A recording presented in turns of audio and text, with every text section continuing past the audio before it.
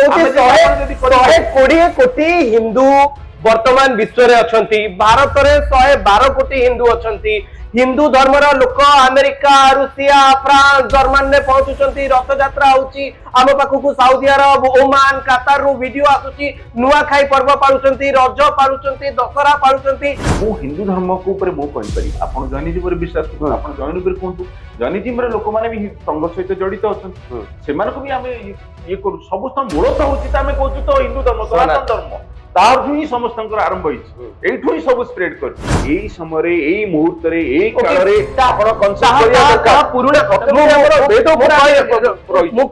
जे आपण वेद पुराण कथा कहउछन तो जन्म हेकरी थिले एतिकी परिवार थिला किंतु आज आपण दुई हेकरानी आज कहले ना ए तो दरकार एबे कहउछन ना छुआ दरकार नै हमें ओ छुआ करबा नै आज हमें एडॉप्ट करबा कि विभिन्न इयर विभिन्न प्रकार आजकल मॉडर्न साइंटिफिक इयर बाहरलानी हमें सेही पद्धति रे जीवा ए बडी स्थिति रे ए बडी नैरेटिव जे आमे दुई हमर तीन भारत रो आर्थिक अवस्था गोटे परिवार रो आर्थिक अवस्था गोटे लोक कमौतुबा पैसा जोतरे से संतान संतति को पालिब ना हमें कहबा जे भगवान को कृपा रु हमर जेते छुआ होचंती सेते भलो कहि के हमें छाडी दबा तार पुनी लालन पालन पोषण रा दायित्व मध्ये हम ऊपर अछि आपन को लागुनी से पुराना हिंदू धर्म फेरी छि आगे इवन अमेरिका रे भी आगे रेफरेंस मिली छि आगे अमेरिका रे भी एठू अपन हिंदू माने सेठी जाइतिले सेठी आपण मंदिर रे जगन्नाथंकर फोटो भी अछि सेटा भी रेफरेंस मिलछि साइंटिफिक केते हजार वर्ष आपन को लागुनी जे हिंदू धर्म आपण जो कथा कहले जे गोटे समय रे सनातन धर्म भारत बाहर पर्यंत थिला कंबोडिया थाईलैंड मलेशिया आपण अमेरिका पर्यंत गलेनी एबे कोन नाही एबे अमेरिका रे कोन रथ टणा होनी पूरा विश्व रे पाका पाकी 801 कोटी लोक अछन जनसंख्या ता भितरु जदि हमें हिंदूंकर जनसंख्या कहबा पाका पाकी 120 कोटी रु अधिक भारत रे 111 कोटी रु अधिक हिंदू रहिछंती भारत रो जनसंख्या हमें अनुमान करूछु जे चाइना को टपी सारलानी 144 कोटी रे भारत रो जनसंख्या मध्य पहुंचीथिबा कथा अनुमान करा जाउची यार भितरे आरएसएस रो प्रमुख कहउछंती बा मोहन भागवत गोटे दाबी करछंती जे भारतीय लोक माने आमे दुई नुह आमे दुई आमर तीन संतान संतति कथा चिंता करबा दरकार मो सहित अछंती हिमांशु शेखर नायक जे कि आरएसएस रो विचारधारा रे विश्वास करंती आमे एक कथा कहि परिबा जे दक्षिणपंथी विचारधारा सहित से जड़ित हिमांशु बाबू आपण को न्यूज रूम को बहुत स्वागत करूची आरएसएस रो 100 वर्ष रो पूर्ति रो जो कार्यक्रम रहिछि दिल्ली रे मोहन भागवत कहले जे चिंता करबा दरकार जे आउ दुईटी संतान नुह तीनोटी संतान दिगो को आमे आगो को बढ़िबा मु आपण को ये वीडियो आरंभ रु किछि डाटा गुडी को दउथली जे पृथ्वी रे प्राय 801 कोटी रु अधिक जनसंख्या हेबेनी जहा भितरु हिंदूंकर जनसंख्या 120 कोटी रु भी अधिक हो बोली कहा जाउची पृथ्वी रो जनसंख्या रो 15% हिंदूंकर जनसंख्या रहिछि भारत रे हिंदू मानकर जदि हमें पॉपुलेशन कथा कहबा 111 कोटी 112 कोटी रे मध्ये पहुंचीबणी बा ताटू मध्ये अधिक क्रॉस करि सारिबणी यारी भितरे हमकु तीनोटी संतान जन्म करबा कोन दरकार पडिला जे आपन को कोन लागुची हम देशर जनसंख्या कमी जाउची ना हिंदू मानकर जनसंख्या कमी जाउची जोति पई राष्ट्रीय स्वयंसेवक संघर मुख्य कहउचंती जे आपण एथर चिंता करंतु तीन जण संतान संतति पई मोर गोटे कथा कहयार अछि आपन को बहुत बहुत धन्यवाद देखंतु आपण जदी टिके पछकु पळेबे धर्म माने गोटे ही धर्म थिला सनातन धर्म सारा पृथ्वी रे गोटे धर्म चाठू बाकी सब धर्म परे परे सब समय कमे बढ़िला आपण बाकी सब धर्म देखिए किछि 800 वर्ष किछि 2000 वर्ष तळ तार रेफरेंस अछि आ तार पूर्व जति गोटे धर्म थिला सी होची सनातन धर्म जाकु पर हमें हिंदी बोली कहले कि हिंदू बोली कहले जेतु सिंधु नद्य गुड़े सेती होइतला सिंदूर तापर हिंदू हेले तो या होती कथा आज सनातन धर्म हिंदू राष्ट्र हिसाब रे आज गोटे राष्ट्र गोटे ये थिला सनातन धर्म सारा पृथ्वी रे किंतु आज आमे कोठी अछि आज हिंदू धर्म रो सब धर्म रो सब पंथर एटे विचारधारा रो जो विश्वास करता विभिन्न से जैनिज्म हो कि बुद्धिज्म हो कि सिखिज्म हो कि बाकी जहा जहा सब अछंती विभिन्न धर्म रे विश्वास रखुवा विभिन्न पंथर लोक माने ସେଇ ମାନେ ସମସ୍ତ ଏଇ ସମସ୍ତଙ୍କର ଜାତି ଉତ୍ପତ୍ତି ହଉଛି ସେଇ ସନାତନ ଧର୍ମରୁ ହିନ୍ଦୁ ଧର୍ମ। ଏହା ଆପଣଙ୍କର ଦାବି? ଏଟା ସମସ୍ତଙ୍କ ନାଇଁ, ଏହା ପୁରା ବିଶ୍ୱ ତ ଏକଥା ଗ୍ରହଣ କରିବନି, ଏକଥା ଭାରତରେ ଥିବା କିଛି ବିଶ୍ୱ ଗ୍ରହଣ କରିବାକୁ ବାଧ୍ୟ। ଆପଣ ଯାଆନ୍ତୁ ଏକ୍ସପୋ ରେକର୍ଡସ, ମୁଁ କହୁଛି ଆପଣଙ୍କୁ, ଆଉ କିଛି ଆପଣ ରେଫରେନ୍ସ ପାଇବେନି। 2000 ବର୍ଷ ତଳୁ ପୂର୍ବରୁ ଯିବେ, ଆଉ କିଛି ରେଫରେନ୍ସ ନାହିଁ। କେବଳ ଆପଣଙ୍କର ଏଇ ଆର୍ୟ ଆମେ ହଉଛୁ, କାହିଁକି ଆମକୁ କହୁଛି ହିନ୍ଦୁ, ଆମେ ତ ପୂଜା କରୁଛୁ, କଣ କରୁଛି,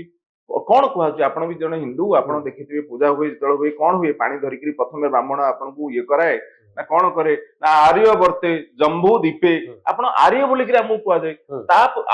ପୂର୍ବରୁ ଆଉ କିଛି ନଥିଲା। ଯୋଉମାନେ ହିନ୍ଦୁ ନୁହନ୍ତି ସେମାନେ ମଧ୍ୟ ଭାରତରେ ଅଛନ୍ତି। ମୁଁ ତ କହୁଛି ଅଛନ୍ତି, ସବୁ ରହିବେ, ସମସ୍ତଙ୍କ ଅଧିକାର ଅଛି ରହିବେ, ସେଇଟାରେ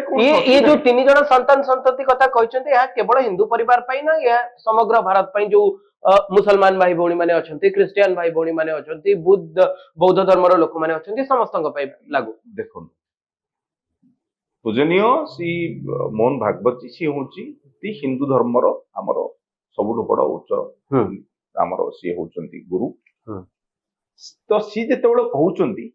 ତାଙ୍କର ଉପଦେଶ, ତାଙ୍କ ବାଣୀ ସବୁବେଳେ ସେ ନ୍ୟାଚୁରାଲି ହିନ୍ଦୁ ଧର୍ମାବୀ ଲୋକମାନଙ୍କ ପ୍ରତି କିମ୍ବା ହିନ୍ଦୁ ଧର୍ମରୁ ଯୋଉମାନେ ବାକି ସବୁ, ମୁଁ ଆପଣ ସେଇ କଥାକୁ କହିବାକୁ ଯାଉଛି, ପୁଣି ସେମାନଙ୍କ ପାଇଁ ଲାଗୁ।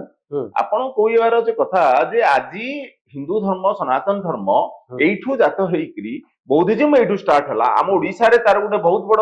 ଇଏ ଅଛି, ତାର ପ୍ରଭାବ ଅଛି ଏଇଠୁ ବୌଦ୍ଧିଜିମର। ଆଜି 14ଟା ଦେଶ ପୃଥିବୀରେ ବୌଦ୍ଧିଜିମ ଉପରେ ବିଶ୍ୱାସ କରୁଛନ୍ତି, ଇନକ୍ଲୁଡିଂ ଚାଇନା, ଯୋଉଟା ଆପଣ କହୁଛନ୍ତି officially they are still the number 1 populous country. କିନ୍ତୁ ଆମେ ତ ବର୍ତ୍ତମାନ, କିନ୍ତୁ ଚାଇନା କଥା ଜାଣିଛନ୍ତି ଆପଣ? ଚାଇନାକୁ ଯେତେବେଳେ ଅନୁଭବ ହେଲା ଯେ ଜନସଂଖ୍ୟା ବଢୁଛି ବୋଲି, 2015 ପର୍ଯ୍ୟନ୍ତ ଚାଇନା କହିଲା ଆମେ 2, ଆମର 1। ତାପରେ ଚାଇନା ତାର ପପୁଲେସନ କଥା ଚିନ୍ତା କଲା, ତାକୁ 2 କଲା। ଏବେ ସମ୍ଭବତଃ ଚାଇନା 3 ଆଡକୁ ଗତି କରୁଛି। କିନ୍ତୁ ଚାଇନାର ବହୁତ କ୍ଷେତ୍ରଫଳ ବଡ ରହିଛି, ଚାଇନାର ଆର୍ଥିକ ପରିସ୍ଥିତି ଆମଠୁ ଅନେକ ଉନ୍ନତ, ଆମେ ଏବେ ବି ଚାଇନା ଉପରେ ନିର୍ଭର କରୁଛେ। ଯେତେବେଳେ ଓଡିଶାରେ ମଧ୍ୟ ଆପଣ ଦେଖିଥିବେ ଅନେକ ଜାଗାରେ ଲୋକ ଏପର୍ଯ୍ୟନ୍ତ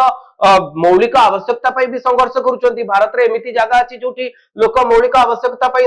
ସଂଘର୍ଷ କରୁଛନ୍ତି, ଶିକ୍ଷା ପହଞ୍ଚିନି, ସ୍ୱାସ୍ଥ୍ୟ ପହଞ୍ଚିନି। ସେଇଠି ଆପଣ କହୁଛନ୍ତି, ନିଜେ ମୋହନ ଭାଗବତ କହୁଥିଲେ ଯେ ଭାରତରେ ଶିକ୍ଷା ଏବଂ ସ୍ୱାସ୍ଥ୍ୟ ବି ମହଙ୍ଗା ହେଇଗଲାଣି। ସେଇଠି 3 ସନ୍ତାନ ସନ୍ତତି କୋଭଳି ଭାବେ ଲାଗୁ କରାଯିବ ବୋଲି ଆପଣ ଭାବୁଛନ୍ତି? ମୁଁ ଆପଣଙ୍କୁ ବହୁତ ବଢିଆ ବଢିଆ ସୁନ୍ଦର କଥା କହିଲେ। ମୁଁ ତାକୁ ଆପଣଙ୍କୁ ଟିକେ ପୁଣି ଅତି ଅଧିକକୁ ନେବି ନାହିଁ, ମୁଁ ଆପଣଙ୍କୁ ଟିକେ ତା ଆଗରୁ ଯିବି। ଆପଣ ଯଦି ଆମେ ଦେଖିବେ ଆମ ସମୟର କଥା, ଆମ ସମୟରେ ଆମେ ହଉଛୁ 4 ଭାଇ ଭଉଣୀ, 2 ଭାଇ 2 ଭଉଣୀ, କିମ୍ବା ମୋର ବାପା ମାଙ୍କ କଥା ଦେଖିବା, ମୋର ମାଙ୍କ ଘର ସାଇଡରୁ ସେମାନେ ହଉଛନ୍ତି 7 ଭାଇ ଭଉଣୀ, ମୋର ବାପାଙ୍କର ସେମିତି। ଆପଣ ଦେଖିବେ ଆମ ସମୟ କିମ୍ବା ଆମର ବାପା ମା ସମୟ ଦେଖିବେ, ସେଇ ସମସ୍କନ୍ଦର ଯଦି ଦେଖିବେ, ସବୁ ପରିବାରରେ ଆପଣ ଦେଖିବେ ଆଭରେଜ ସେ ସମୟରେ ମିନିମମ୍ 4ରୁ କୋଉଠି ବି କମ ନଥିଲା। ତ 4ରେ କମ ନଥିଲା, ତା ବୋଲିକିରି ସେଇମାନେ କଣ, ସେମାନେ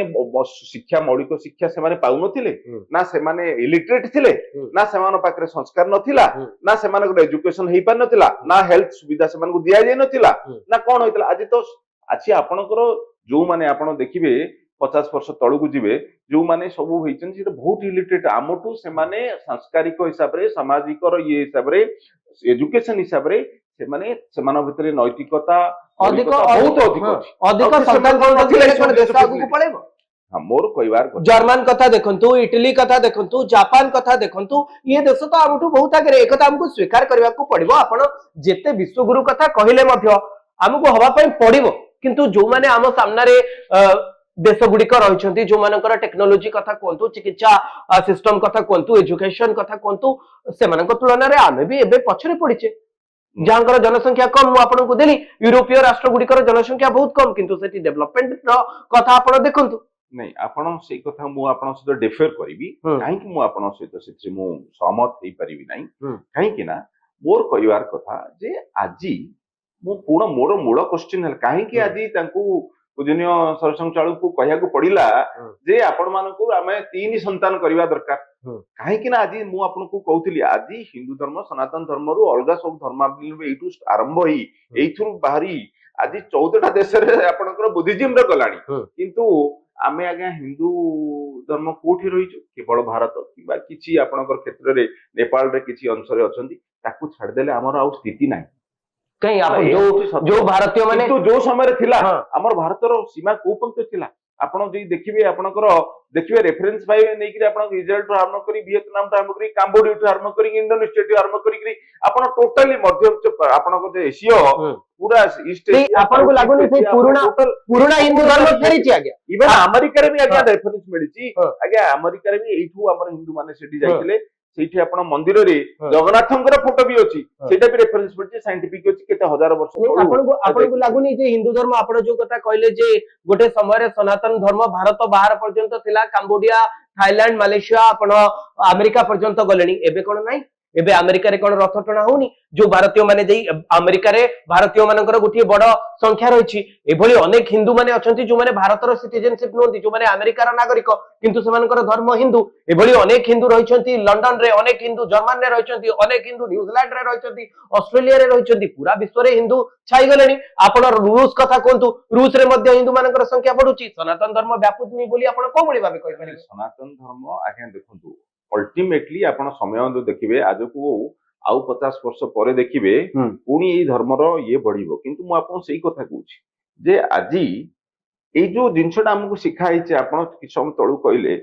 ଯେ ଆଜ୍ଞା ଆମର ହେଲ୍ଥ ନାହିଁ ଏଜୁକେସନ ନାହିଁ ଆମର ଗୋଟିଏ ଛୁଆ ଜନ୍ମ କରୁ ଦିଟା ଛୁଆ କଲେ ଆମେ ସେମାନଙ୍କୁ ଭଲ ଏଜୁକେସନ ଦବୁ ଭଲ ପାଠ ପଢେଇବୁ ଅଧିକ ଛୁଆ ହେଇଗଲେ ତାଙ୍କର କେୟାର ନେଇପାରିବୁନି ମୁଁ ମୂଳ କଥାକୁ ଆସିଛି এইটা ଆମକୁ ଆଜ୍ଞା ସତ୍ୟ ନୁହଁ এইটা ଆମକୁ ୱେଷ୍ଟର୍ଣ୍ଣ ନେରେଟିଭ ଆମକୁ ଆମେ ଯୋଉ ଗୁଲାମତା ମାନସିକତା ଆମ ମାନଙ୍କୁ ଇଂରେଜ ମାନେ ରହିଲେ ଆମକୁ ଆଜି ପର୍ଯ୍ୟନ୍ତ ୱେଷ୍ଟର୍ଣ୍ଣ ନେରେଟିଭ ଆମକୁ ଦିଆଯାଇଛି ଯେ ଆଜ୍ଞା ଆପଣ ମାନେ ଅଧିକ ସନ୍ତାନ କରନ୍ତୁ ନାହିଁ ଆପଣ ଗୋଟିଏ ସନ୍ତାନ କରନ୍ତୁ ଗୋଟିଏରେ ରୁହନ୍ତୁ ସୋ ଦ୍ୟାଟ ଆମର ଯୋଉ ହିନ୍ଦୁ ଧର୍ମ ଆମର ଆଗର ମୌଳିକ ଆମେ କାହିଁ ଆଜି ଅଛେ ଏତେ ବଡ ଏତେ କମିଗଲା ପରେ ବି ଆଜି ଗୋଟିଏ ଦେଶ କେବଳ ଭାରତ ଦେଶ ହିନ୍ଦୁ ଧର୍ମର ବିଶ୍ୱାସ କରୁଥିବା ଇଏ ରହିଲା ପରେ ବି ଆଜି ବିଶ୍ୱଗୁରୁ ଆମେ ହେଇପାରୁଛୁ ଆଜି ପୃଥିବୀକୁ ଆମେ ତାଙ୍କୁ ରାସ୍ତା ଦେଖାଉଛୁ କାହିଁକି ନା ଆମର ଟ୍ରେଡିସନ୍ସ ଆମର ବେଦ ଆମର ଶାସ୍ତ୍ର ଆମର ଏତେ ଗୁଡିଏ ଆମର ରହିଛି ଯୋଉ ସମୟରେ ଆରମ୍ଭରୁ ରହିଥିଲା ଯେ ଭାରତ ବିଶ୍ୱଗୁରୁ ହେଇକି ରହିଥିଲା ପୁରା ପୃଥିବୀକୁ ଭାରତ ହିଁ ଶିକ୍ଷା ଦଉଥିଲା ସଂସ୍କାର ଦେଇଥିଲା ଆଜି ଆମର ସେଇ ଜିନିଷ କମି ଯାଇଛି ଆଉ ଥରେ ପୁନଃସ୍ଥାପନ କରିବା ପାଇଁ ମନେ ପକେଇ ଦଉଛନ୍ତି ଯେ ପୁଣି ଆମକୁ ବଢିବାର ଅଛି ଯଦି ବଢିବାର ଅଛି ଯୋଉ ଶିଖା ଯାଇଛି ୱେଷ୍ଟର୍ଣ୍ଣ ନେରେଟିଭ ଯେ ତିନିଟା ସନ୍ତାନ କର ନାହିଁ ତମେ ଏଜୁକେସନ ଦେଇପାରିବନି ତମେ ହେଲ୍ଥ ତାଙ୍କର ବୁଝିପାରିବ ନାହିଁ ଶୁଣନ୍ତୁ ମୁଁ ଆପଣଙ୍କୁ କହିବି ଆରଏସଏସ ପ୍ରମୁଖ ମୋହନ ଭାଗବତ ନିଜେ କହିଛନ୍ତି ତାଙ୍କର ହିଁ ଷ୍ଟେଟମେଣ୍ଟ ଅଛି ଯେ କୋଭଳି ଭାବେ ଭାରତରେ ଶିକ୍ଷା ଏବଂ ସ୍ୱାସ୍ଥ୍ୟ ଏହା ବ୍ୟବସାୟୀକରଣ ହଉଛି କଥା ମୁଁ କହୁନି ମୁଁ ସେଇ ଭିତ୍ତିକୁ ଦେଖି ଆପଣଙ୍କୁ କହିଲି ଯେ ଅର୍ଥନୀତିର ସ୍ଥିତି ଆମର କଣ ଅଛି ଆପଣ ଭଲସେ ଜାଣିଛନ୍ତି ଆମର ରୋଜଗାରର କ୍ଷମତା କଣ ଅଛି ଆପଣ ଏ କଥା ଜାଣିଛନ୍ତି ଏବଂ ଏଇଭଳି ସ୍ଥିତିରେ ଏଇଭଳି ନାରେଟିଭ ଯେ ଆମେ ଦୁଇ ଆମର ତିନି ଭାରତର ଆର୍ଥିକ ଅବସ୍ଥା ଗୋଟିଏ ପରିବାରର ଆର୍ଥିକ ଅବସ୍ଥା ଗୋଟିଏ ଲୋକ କମଉଥିବା ପଇସା ଯୋଉଥିରେ ସେ ସନ୍ତାନ ସନ୍ତତିଙ୍କୁ ପାଳିବ ନା ଆମେ କହିବା ଯେ ଭଗବାନଙ୍କ କୃପାରୁ ଆମର ଯେତେ ଛୁଆ ହଉଛନ୍ତି ସେତେ ଭଲ କହିକି ଆମେ ଛାଡିଦବା ତାର ପୁଣି ଲାଳନ ପାଳନ ପୋଷଣର ଦାୟିତ୍ୱ ମଧ୍ୟ ଆମ ଉପରେ ଅଛି ଆପଣ ଯୋଉଭଳି ଭାବେ ପୂର୍ବ କଥା କହୁଥିଲେ ଯେ ଆଗରୁ ଯେତେବେଳେ 7-8 ଛୁଆ ଲୋକ ଜନ୍ମ କରୁଥିଲେ ଆଗରୁ ଯୋଉ ଶିଶୁ ମୃତ୍ୟୁ ହାର ଥିଲା ଏବେ ତା ଅନେକ ମାତ୍ରାରେ କମି ଯାଇଛି ଆପଣ ଚିନ୍ତା କରୁନାହାନ୍ତି କାହିଁକି ଚାଇଲ୍ଡ ମୋର୍ଟାଲିଟି ରେସିଓ ବହୁତ କମିଛି ବର୍ତ୍ତମାନ ତ ଆପଣଙ୍କର ଦେଖନ୍ତୁ ସେତେବେଳେ ତ ଜନ୍ମ ହେଇକିରି ଥିଲେ ଏତିକି ପରିବାର ଥିଲା କିନ୍ତୁ ଆଜି ଆପଣ 2 ହେଇଗଲେଣି ଆଜି କହିଲେ ନା 1 ଦରକାର ଏବେ କହୁଛନ୍ତି ନା ଛୁଆ ଦରକାର ନାହିଁ ଆମେ ଆଉ ଛୁଆ କରିବା ନାହିଁ ଆଜି ଆମେ ଆଡପ୍ଟ କରିବା କି ବିଭିନ୍ନ ଇଏରୁ ବିଭିନ୍ନ ପ୍ରକାର ଆଜିକାଲି ମଡର୍ଣ୍ଣ ସାଇଣ୍ଟିଫିକ ଇଏରେ ବାହାରିଲାଣି ଆମେ ସେଇ ପଦ୍ଧତିରେ ଯିବା ଆଉ ଛୁଆ କରିବା ପାଇଁ ହଉନାହାନ୍ତି ଏଇଟା କଣ ହଉଛି ଏହା ଦ୍ଵାରା ଦେଖନ୍ତୁ ଆପଣଙ୍କୁ ହିନ୍ଦୁ ଧର୍ମର ସବୁଠୁ ଅତି ସୁନ୍ଦର ଆମର ଇଏ ହେଇଛି ଆମର ପ୍ରତ୍ୟେକଟି ଜିନିଷ ଆମ ବେଦ ଆମ ଶାସ୍ତ୍ର ଆମର ପୁରାଣ ଆମର ଉପନିଷଦ ସବୁଥିରେ ରହିଛି ଏ ତିନିଟା ସନ୍ତାନର ଯଥାର୍ଥ କଣ କାହିଁକି ସେ ତିନିଟା ସନ୍ତାନ କହିଲେ 5ଟା କହିପାରୁଛନ୍ତି ସମସ୍ତଙ୍କ ପାଇଁ ହିନ୍ଦୁ ମୁସଲମାନ ବୌଦ୍ଧ ସମସ୍ତଙ୍କ ପାଇଁ ମାନିଲେ ସମସ୍ତେ ମାନିବା ଉଚିତ କିଛି ଖରାପ ନାହିଁ ଏଥିରେ ମାନିବାର କିନ୍ତୁ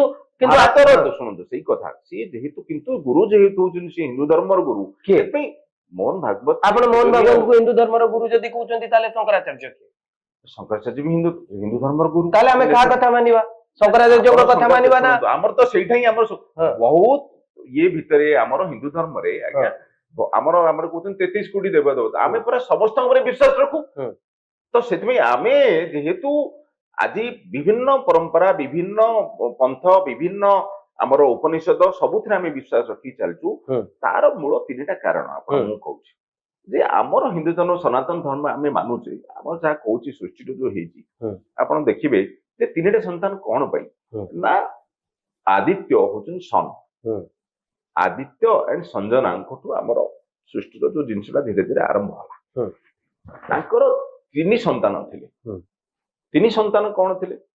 ना मनु थे यमी थे और यामिनी तीन संतान थे तापरठू बाकी जनरेशन धीरे धीरे धीरे धीरे सब बढ़ी आसला आम रेफरेन्स करुचु नाई जे तीन संतान जेहेतु से आरंभ होमर लिनेजटा हूँ सेठू तो से आम तीन संतान मानिबा एंड तीन कौन आमर देव भावुं भगवान होती आम तीन जन आम मुख्य महादेव आमर त्रिशक्ति आम जहाँ कहूँ त्रिगुण त्रिगुण कौन ना त्रिगुण आपणकर हूँ मुख्य गला मुख्य आपणकर तीन संतान रहा द्वारा त्रिगुणकार हेबा दरकार त्रिगुण आम भगवान आम त्रिनेत्र त्रिनेत्र आपणकर शिव महादेव रहिले विष्णु रहिले एंड ब्रह्मा रहिले तीन जिनस कौन जोटा को मानिया दरकार आम मानुचे भी आज पर्यटन मानिक आसचे आपणकर विजडम आपणकर जोटा नॉलेज प्रथम द्वितीय कथा है आप कंप्लीटनेस पूर्ण कथा पूर्ण हेबा आउ तृतीय है आपणकर बैलेंस ये तीन जिन सबुत को लेकर तीनटा हेले बैलेंस चलिए संतान हेले से कहते घरे सबु जिन बैलेंस चलो और आमर सबु जिन जेहेतु आम हिंदू धर्मर विश्वास करें सबु जिन पुराण वेद शास्त्र अनुसार मानुचे आमर तो प्रत्येक जिन अच्छी आज्ञा आपड़ देखिए आमर 16 संस्कार अच्छी आमर प्रत्येक जिन आज आपणकर जन्मर पूर्व गोटे आम दीजीव बोली कहुए कहीं सेकेंड टाइम रिबर्थ आम नौचे अन्य कौन मानते अन्य कौन धर्मावलम्बी पुनर्जन्म विश्वास करते कि हिंदू धर्म मानुचे दीजीव से आमको कहुए आपणकर जन्म पूर्व 4 कर्म जन्म पर हूँ 11 कर्म एंड मृत्यु पर गोटे कर्म आपणकर धरतु आपणकर पूरा गर्भरे गोटे मार गर्भरे संतान गर्भधारण आरंभ कर अंत्येष्टि पर्यंत 16 संस्कार 16 कर्म सब आमर प्रत्येक अच्छी को समय कोटा करा भी आमर वेदर अच्छी आमर उपनिषद लिखा माने आपण सर्वमोट कहबा कथा जे जहा आम धर्म रो नीति कहूची बा जहा हिंदू धर्म सनातन रो जो कथा आपण कहले बा मोहन भागवत जो कथा कहले से हिसाब रे 3 जण संतान संतति दरकार बोली आपण कहउछन आज्ञा जो भली भाबे आपण त्रिदेवंकर कथा कहले त्रिशक्तिंकर कथा कहले मु भी तीनोटी जिंसर कथा कहउची अर्थ व्यवस्था शिक्षा और स्वास्थ्य आपण धरंतु समाज रो तल स्तर रे बा सर्वनिम्न स्तर रे आर्थिक स्तर रे जो माने बसवास करूछंती जो माने प्रत्येक दिन काम करंती पैसा आनंती घर पसंती जदि सेमानंकर 3 जण संतान संतति हुवंती शिक्षा स्वास्थ्य एवं अर्थनीति से परिवार ठीक न थाए शिक्षा व्यवस्था जोगे पारंतिनी स्वास्थ्य रो जो व्यवस्था रही ता ठीक भाव जोगे न दि जाए पारे ताले से जीवन मूल्य कौन हम आप चिंता करें आपन को लगुच भारत शिक्षा स्वास्थ्य एवं अर्थनीति से व्यवस्था रे पहुंची जो आम 3 जण संतान संतति जन्म कले पाली पोषी पारिबा एवं तार सबुठ बड़ा उदाहरण मु आपन को देखौ दूची जे बिजु जनता दल सरकार ओडिसा रे थिबा समय रे स्वास्थ्य परिस्थिति जहा थिला एबे मध्ये आपण देखंतु अनेक स्थान रे स्वास्थ्य परिस्थिति सही अछि खबर आसुची एम्बुलेंस पहुंची परनी खबर आसुची जे जड़े गर्भवती अधा रास्ता रे मेडिकल पर्यंत जाई पारु नांती तांकर जो भली भाबे अधा मझी रास्ता रे तांकर संतान संतति जन्म होउचंती आपण एठी दानमाझीर कथा देखंतु से चित्र समस्त आखि आगे अछि अर्थात आमे मौलिक सुविधा लोक मानन को जोगे दे पारुने सेठी आमे 3 जण संतान संतति केमति जन्म करबा आज जदि कोनोसी बड़ रोगटी हमको होउची सरकार हमको केते व्यवस्था दउचंती आपण जदि टीवी रे देखुथिबे अनेक लोक आसी टीवी रे सहायता मागुचंती जे आम पाखरे जदि एक बड़ रोग ही जाउची बा आम देह खराब हिची आम पाखरे पैसा नै आमको एबे भी स्कॉलरशिप रे बंचिबा पई पडुची शिक्षा व्यवस्था पई आम पाखरे सेतिक अर्थनीति नै जे पाठ पढिबा पई आमे निजे सक्षम हेई पारिबु स्कॉलरशिप ऊपर एबे मध्ये अनेक छात्र छात्री डिपेंडेंट मोर कहबार कथा बहुत सुंदर सेटा आपण जोटा उठैछथि सामाजिक मूल्यबोध रे एई सब जिंस होची कि अति मौलिक जिंस शिक्षा स्वास्थ्य आपनकर अर्थनीति गोटे लोक रे दरकार मोर पुणी आपण को दोहरै विषय कथा जे आमर पूर्वपुरुषंकर कौन मौलिक शिक्षा नथिला ना आमे पाठ पढ़ी ना ना आमे खराब ना आम बापा मूर्ख थिले सेटा नुह मोर एंड आजिका दिन रे आजिकार सरकार रे आज आपन राइट टू एजुकेशन अछि आपन बहुत गुडे परिवर्तन होईची घर घर की नाल बर्तन योजना रे चलीची आपनकर प्रत्येक गाँ रास्ता को आपनकर प्रधानमंत्री ग्राम्य सड़क योजना को कनेक्ट करी पाची सब इंटर रिलेटेड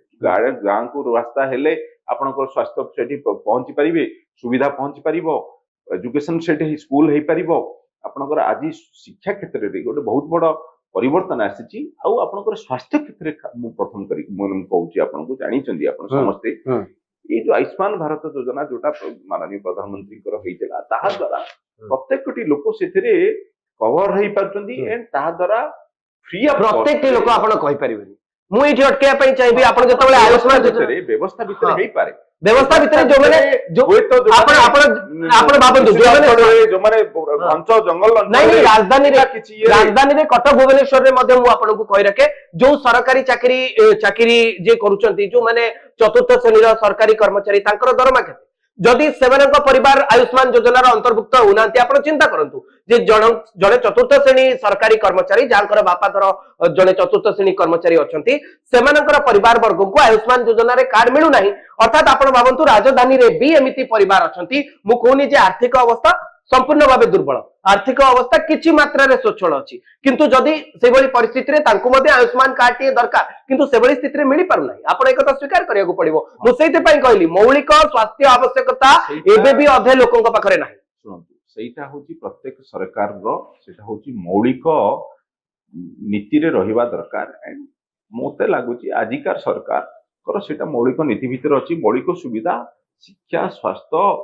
आपनकर इकोनॉमिक ये पावर जोटा बेसिक रहिबा कथा गोटे लोकर परिवार ये तार रोजगार क्षमता बढ़ेवा एटा होची प्रत्येक सरकार रो होची प्रथम कर्तव्य मौलिक कर्तव्य आज से मात्रा रे बढ़ुची आज सरकार आपण कहले चतुर्थ श्रेणी कर्मचारी से माने आयुष्मान भारत कार्ड पाया पई योग्य हो नांदी काहे कि ना से माने सरकारी योजना सरकार को तरफ गोटे गवर्नमेंट चाकरी ले सेमानकर हेल्थ तांकर गोटे फ्री ट्रीटमेंट पाइबा पई सेमानकर सरकार को तरफ व्यवस्था अछि तो से गोटे व्यवस्था सेटा पाइबा जगह आ गोटे व्यवस्था सेटा ये कले तो सेटा केबे संभव नो आ बाकी रहिला मो या मानुची हां होय तो आपण आयुष्मान भारत योजना रे आपण को होय तो किछि सिस्टम रा हमरो किछि आउरी एक्सपेक्टेड करिया पड़ियो जा द्वारा कि प्रत्येकटी लोक जो माने एलिजिबल सेथिरे स्कीम रे सेमानो पाखरे कार्ड लेकरी पहुंचेबा पई केते सुविधा करि परियो एटा स्वास्थ्य डिपार्टमेंट ताकू करिबा होचे सो दैट कोनोसी अंतोदय माने शेषर जायकि लोकटा जिमती सेथुर वंचित न हो ताहार कार्य करिया भी सरकारनकर सेटा दायित्व मूल्यबोध हिसाब रे साकू करिया को पड़ियो किंतु परिवर्तन आज हेछि एई परिवर्तन आम देश रे आपण काहे कि आपण जदी कहउथिले आपण कि समय तळु आपण चाइना रो उदाहरण ले चाइना आपणकर 2021 पर्यंत जेमती कहले ता पूर्व आपण कहले ना हमरे पूरा पूरा ये बंद कर देथिले छुआ करिबा कोनोसी पेरेंट्स बाहाई कि छुआ करि पारे नहीं चाइना गोटे छुआ पॉलिसी गोटे करू गले तापरे दीटा करे 2021 मसिया रे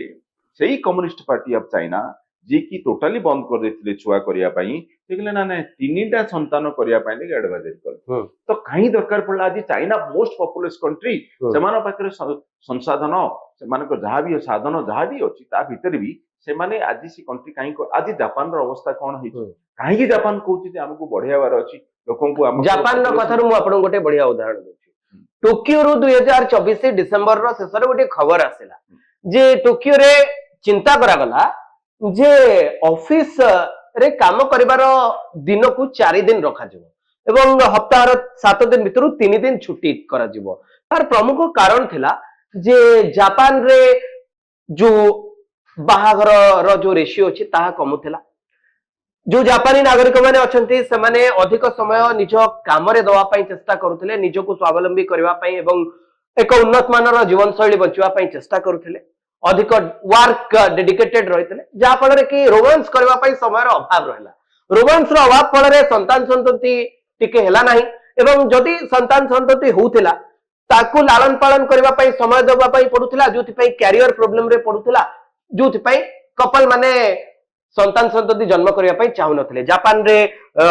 जन्म रो जो हार रहितला कमिला टोकियो रो खबर आसेला जे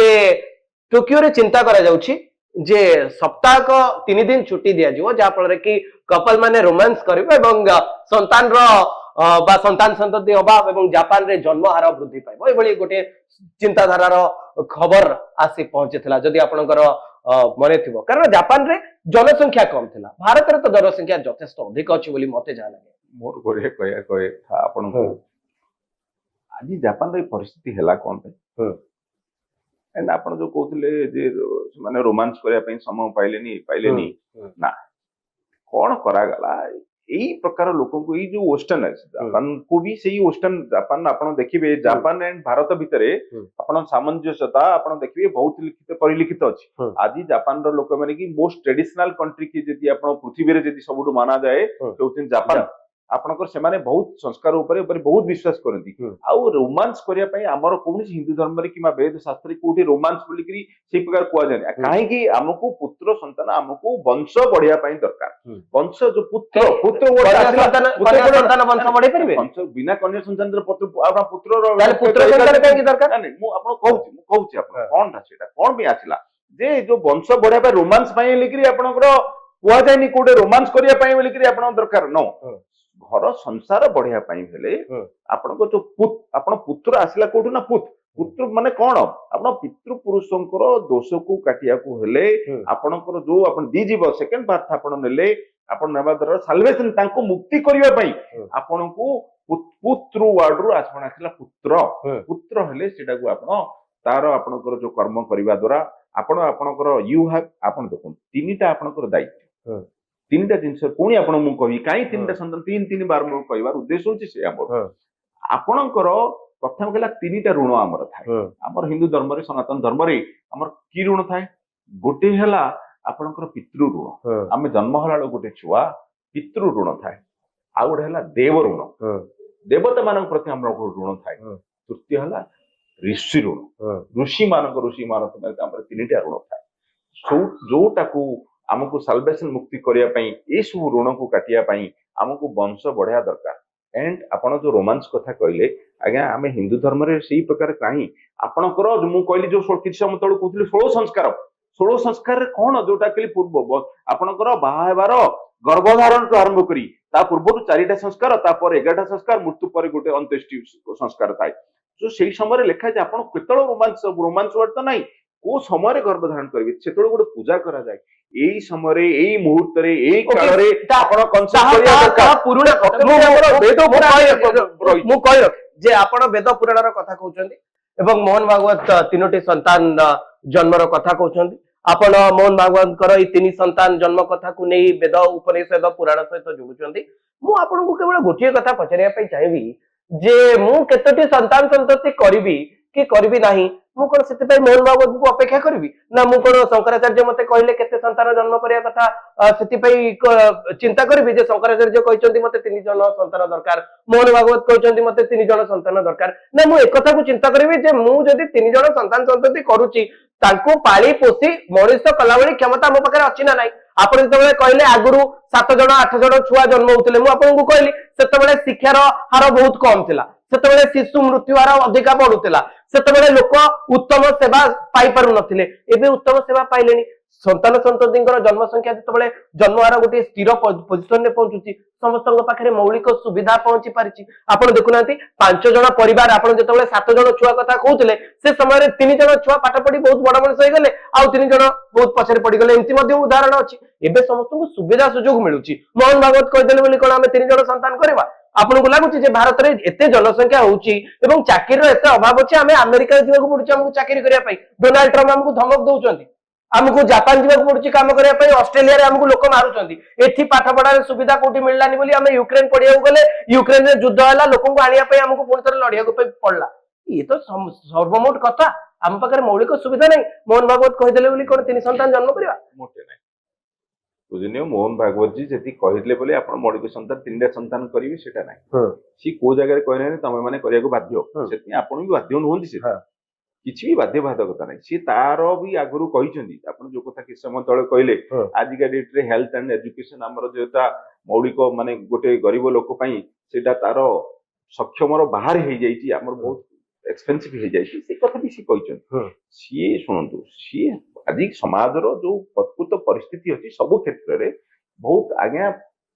ଇତିହାସରେ ଏମିତି ପ୍ରଥମ ଥର ହେଇଥିବ ଆଜି 100 ବର୍ଷର ସଂଘର ଆପଣଙ୍କର ଯାଉଛି 256ଟି ପ୍ରଶ୍ନ ସେ ଡାଇରେକ୍ଟ ଲାଇଭ ଇଏରେ ଡାଇରେକ୍ଟ ନେଇଛନ୍ତି। ସବୁ ପ୍ରଶ୍ନକୁ ଉତ୍ତର ସେ ଦେଇଛନ୍ତି, ପ୍ରତ୍ୟେକଟି କ୍ୱେଶ୍ଚନକୁ ସେ ଦେଇଛନ୍ତି ଏଣ୍ଡ ପୁରା ନିର୍ବାକ ହେଇକି ତାକୁ ଦେଇଛନ୍ତି। ସଂଘର ଯୋଉ କର୍ମୀ ରହିଛନ୍ତି ସେମାନେ କଣ 3ଟି ସନ୍ତାନ ଜନ୍ମ କରିବେ? ଶୁଣନ୍ତୁ ଏଇଟା ହଉଛି ମୁଁ ଆପଣଙ୍କୁ ଏଗେନ୍ ପୁଣି କ୍ଲାରିଫାଇ କରୁଛି ନାଇଁ ନାଇଁ, ହଉଛି basic ଯେହେତୁ ଆମର ସିଏ କହିବାର ଉଦ୍ଦେଶ୍ୟ କଣ? କୋଉ ଉଦ୍ଦେଶ୍ୟରେ ଆପଣଙ୍କୁ ମୁଁ ଆପଣଙ୍କୁ ବେଦ ବେଦାନ୍ତ ସବୁରୁ ବୁଝେଇଲି